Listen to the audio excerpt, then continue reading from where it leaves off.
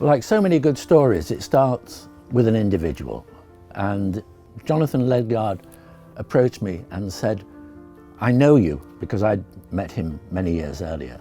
And we talked about Africa, and we talked about emerging economies, nations, infrastructure. So we'd had those conversations by way of background. So he said, you're a pilot, you know about sailplanes, you know about helicopters, you've flown fixed wing, and also you've designed airports. There is no thinker in the world, I think, who understands the relationship between sky and ground and sky as profoundly as Norman does. I mean, invented the modern airports, built the first spaceport, and now having built the largest airport in the world, mischievously I said, Norman, look, you've built the biggest airport in the world, just come and build the smallest. And so that was really the start of a conversation.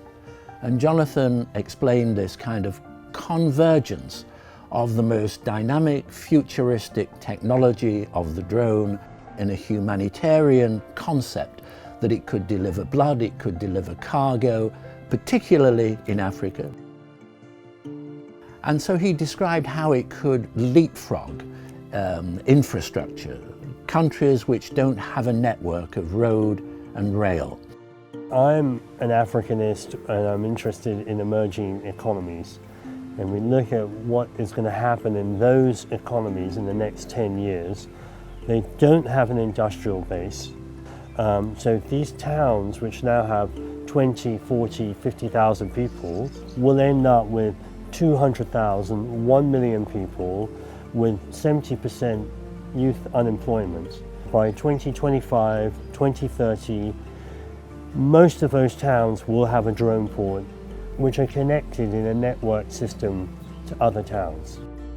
So got tremendously excited about this, shared it with colleagues, Narinda, structural engineer, Roger, and out of that came the idea of a modular building system that would be capable of being constructed by communities. One of our first questions to Jonathan and talking about drone ports was, do you actually need a building? Don't you just need a truck or a series of shipping containers with the equipment inside? And we quickly realized that drones, particularly in Africa, need a hub, need a place where they can be built, the technology could be advanced, and as that technology advances around the drone itself, the building can advance and evolve at the same time.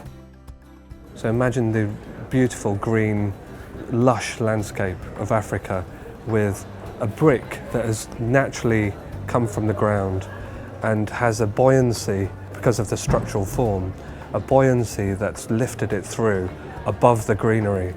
So you're left with something very beautiful and symbolic on the landscape. The idea for the drone port arose through discussions with Norman, with Jonathan, with Narinda, and it was to take a form that we know and has existed for a long time, the shell, and make it specific to the brief of the drone port. So our response is a modular response. It can be built and extended. It can be made in different areas.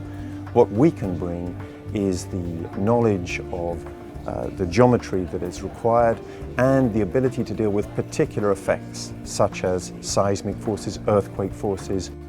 The big question then, an early design concept, is how do you translate that into reality?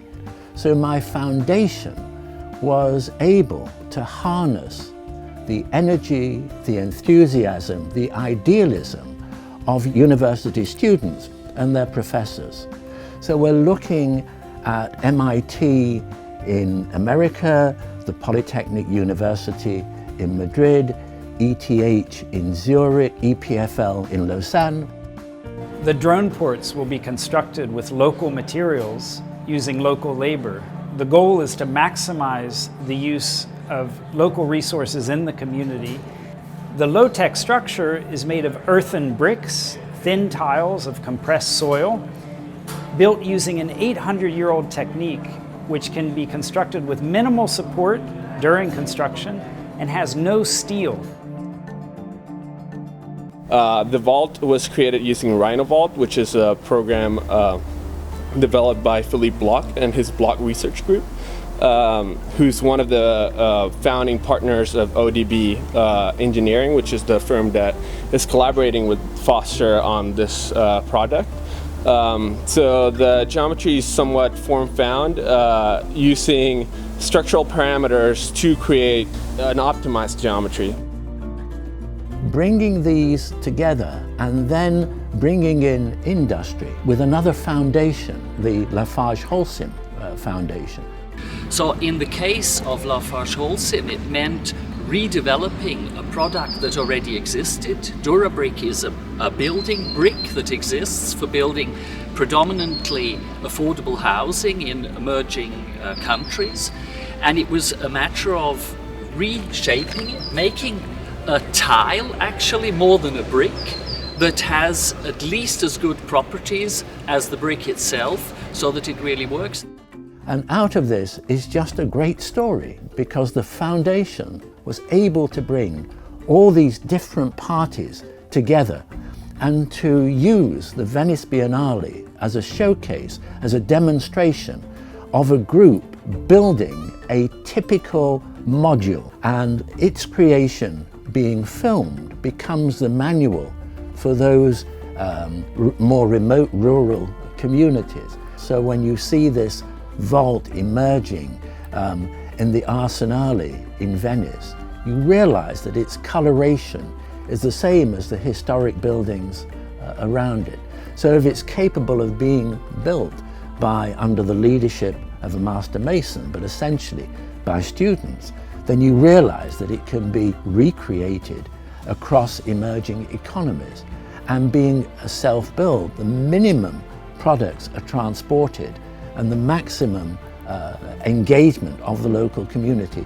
So it starts with the idea of a drone port, but the drone port goes beyond it. It's like a catalyst for other industries, education, marketplace, community centers. So it's a very, very wide application.